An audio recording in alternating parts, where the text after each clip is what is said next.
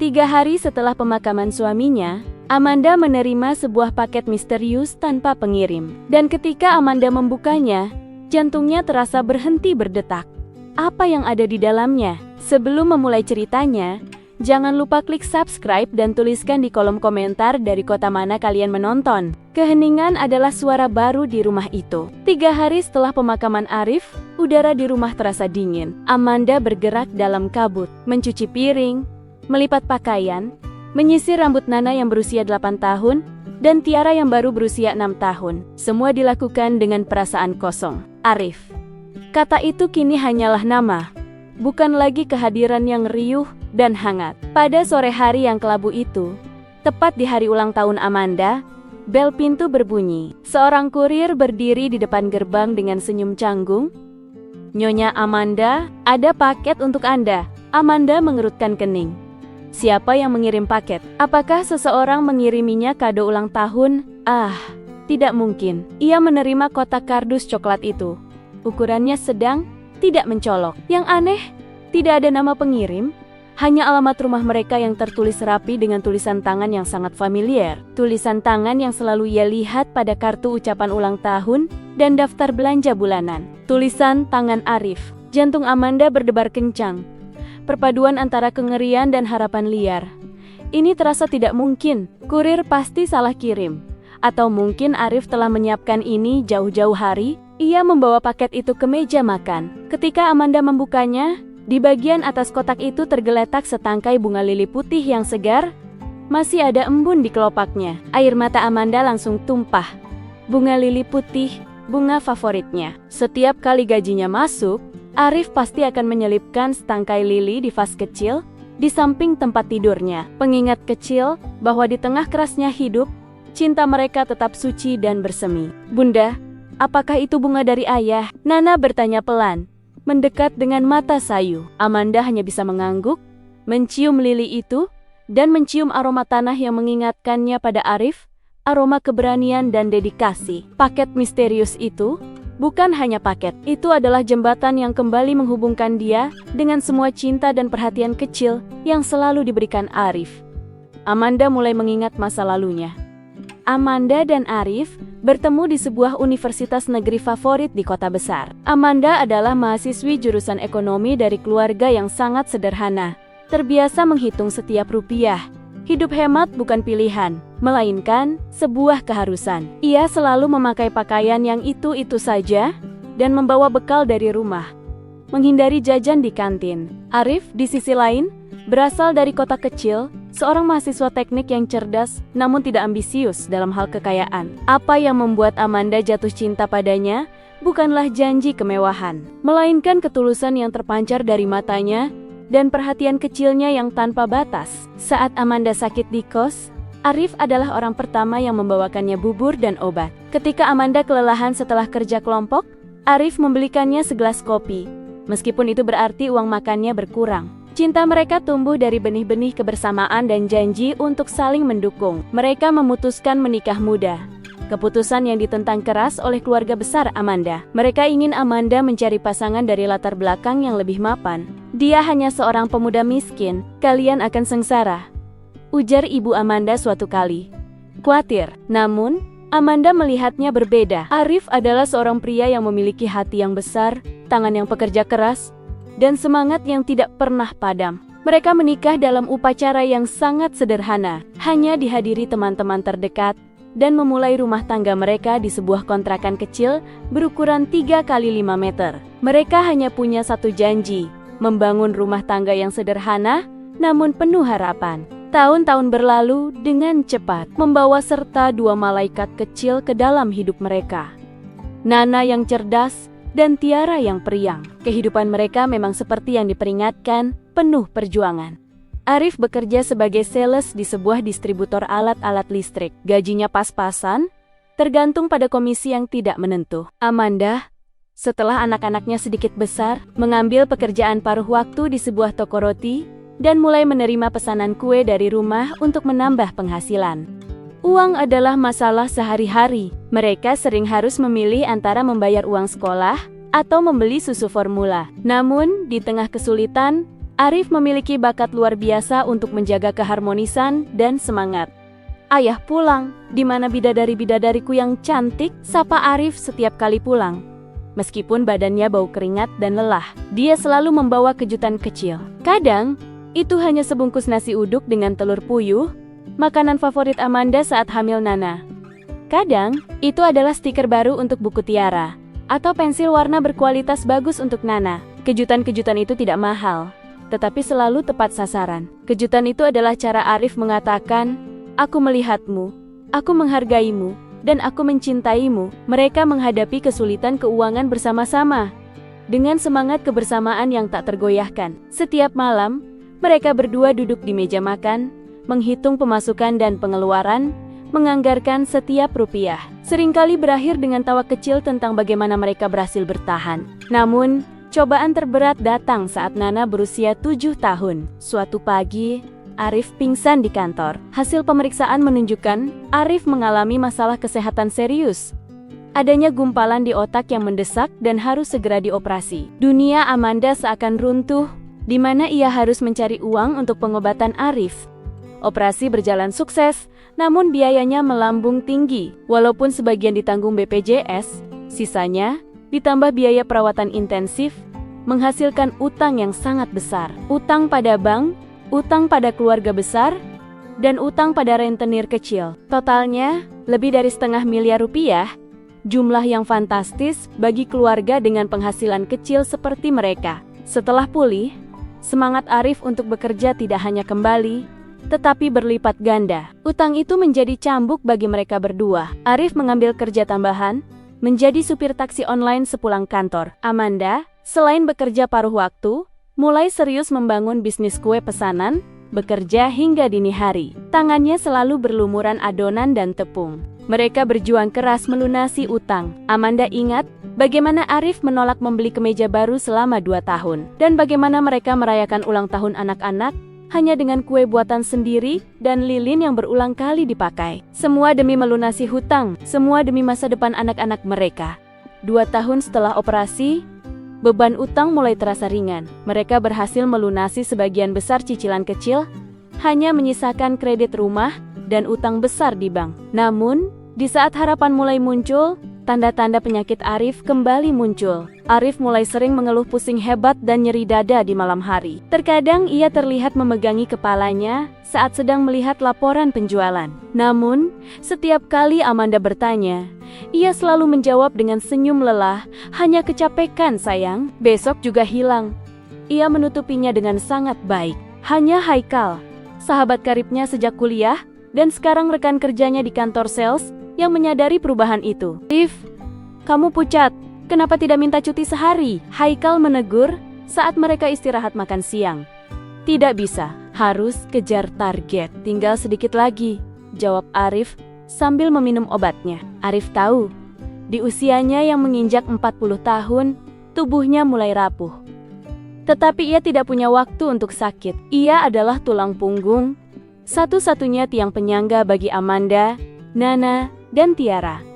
Ia tetap bekerja keras, berusaha keras menutup kebutuhan keluarga, dan menabung sedikit demi sedikit, seolah berlomba dengan waktu yang ia sendiri tidak tahu seberapa lama tersisa. Ia mulai membuat catatan keuangan yang sangat detail, menyisihkan sebagian kecil komisi ke rekening yang berbeda, dan sering menghabiskan waktu berjam-jam di depan laptop setelah semua orang tidur. Amanda mengira ia sedang menyusun strategi penjualan. Ia tidak tahu Arif sedang menyusun strategi kehidupan tanpa dirinya. Pagi itu adalah hari yang cerah, secerah senyum Arif.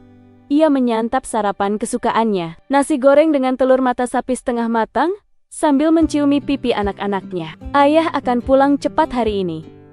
Mau ayah belikan apa?" tanyanya pada kedua anaknya. "Boneka kuda poni," seru Tiara. "Aku mau boneka Barbie," timpal Nana. "Oke, ayah janji," ujar Arif, lalu mencium kening anak-anaknya secara bergantian. Ia pamit pada Amanda dengan pelukan erat yang terasa lebih panjang dari biasanya. "Aku mencintaimu sayang, jaga diri baik-baik ya." "Tentu, hati-hati sayang," jawab Amanda sambil melambaikan tangan. Siang harinya, sekitar pukul 1, ponsel Amanda berbunyi. Amanda baru selesai mengurus pesanan kue. Ia mengangkat telepon itu. Di seberang sana, suara Haikal terdengar parau dan tersendat. Man, Amanda, Arif, kalimat itu terputus. Amanda merasakan hawa dingin menjalari tulang belakangnya. Beberapa menit kemudian, ia tahu bahwa Arif meninggal karena serangan jantung mendadak di tengah rapat kantor.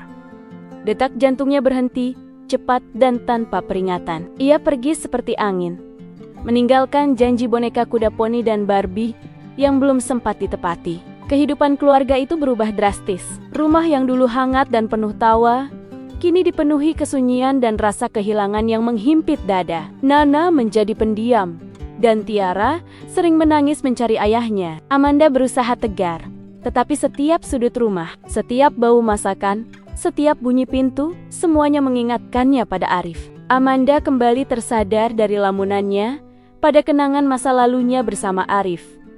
Dengan tangan gemetar, Amanda mengambil sebuah surat yang ditulis tangan dengan tinta biru tua. Amanda menahan napas saat membaca tulisan itu. Untuk belahan jiwaku, ratuku yang sangat cantik. Selamat ulang tahun sayang. Jika kamu membaca ini, itu berarti aku sudah berada di surga. Maafkan aku sayang, karena melanggar janji untuk selalu menjagamu. Maaf karena aku tidak bisa melihat Nana dan Tiara dewasa. Jangan menangis. Lihatlah ke depan. Aku tahu betapa kerasnya kamu bekerja.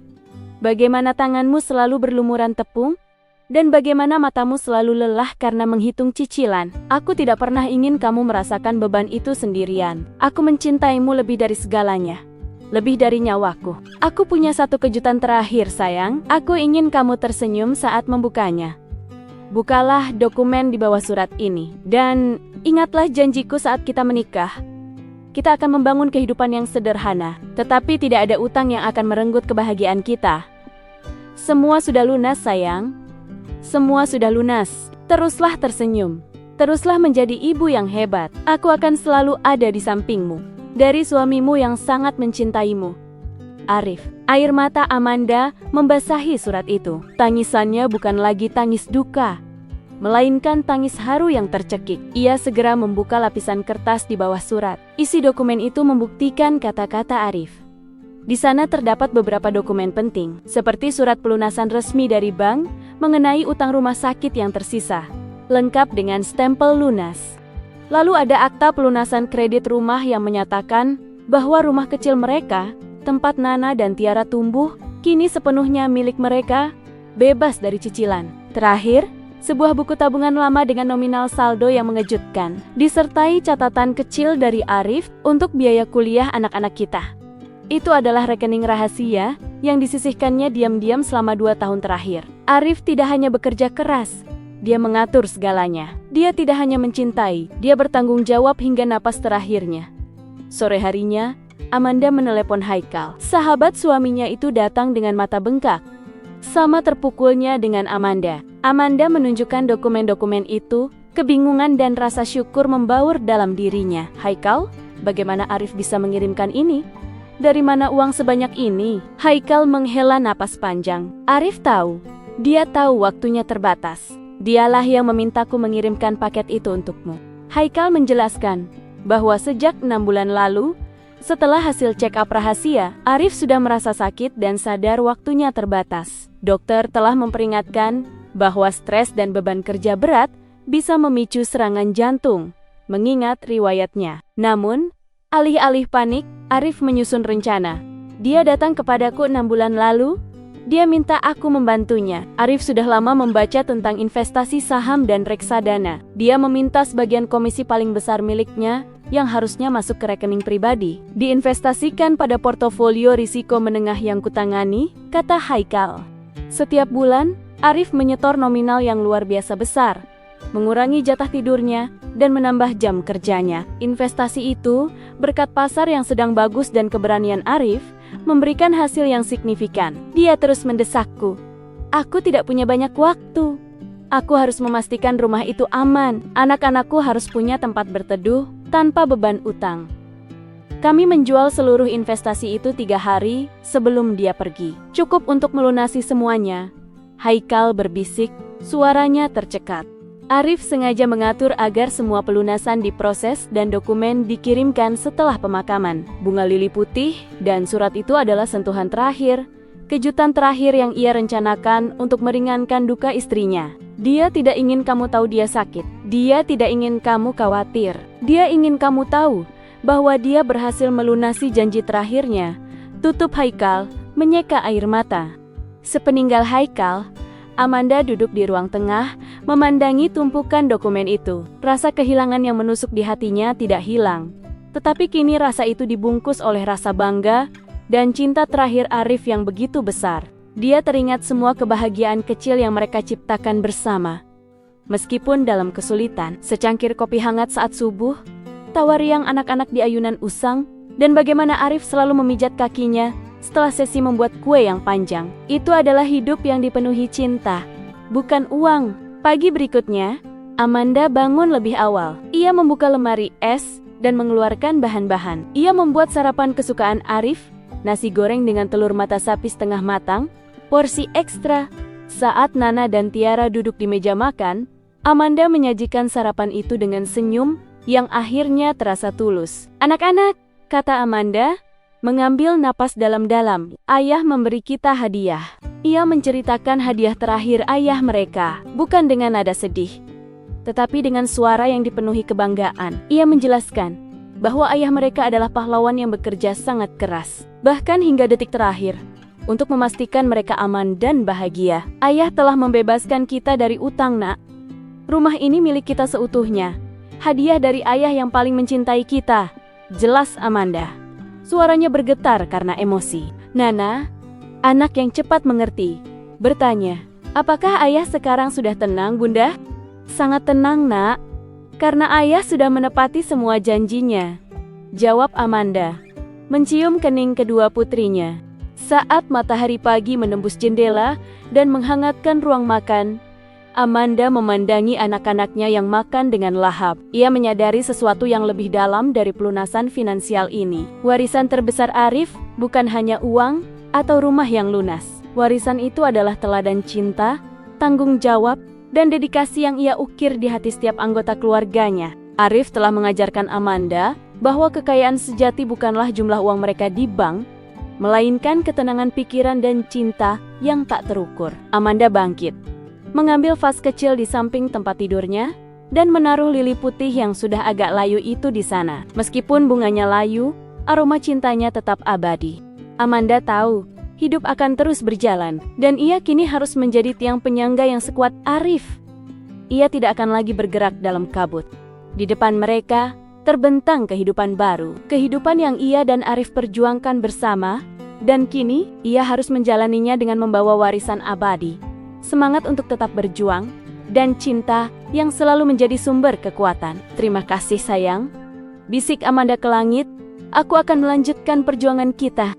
Dengan mengikuti semangat Arif semasa hidup, Amanda memutuskan mengambil uang tabungan yang sebelumnya akan ia gunakan untuk mencicil hutang. Uang itu ia gunakan sebagai modal awal untuk memperluas bisnis kue rumahan yang telah ia rintis. Ia membeli oven yang lebih besar dan mendedikasikan seluruh waktunya. Berbekal semangat dan dedikasi, serta doa yang tak pernah putus, bisnis kue Amanda yang ia beri nama Lili Manis, sebagai penghormatan pada cinta dan bunga lili putih, mulai berkembang pesat. Dalam waktu 2 tahun, bisnis itu telah menghasilkan keuntungan yang signifikan, keuangan keluarga mereka menjadi stabil, lebih dari yang pernah mereka impikan saat Arif masih ada. Amanda bahkan mampu menyewa sebuah ruko kecil sebagai dapur produksi. Dan yang paling membanggakan, ia mulai mempekerjakan beberapa karyawan dari kalangan ibu rumah tangga di lingkungannya, memberikan mereka kesempatan untuk memiliki penghasilan sendiri. Ia telah mengubah cinta terakhir suaminya menjadi keberkahan bagi banyak orang.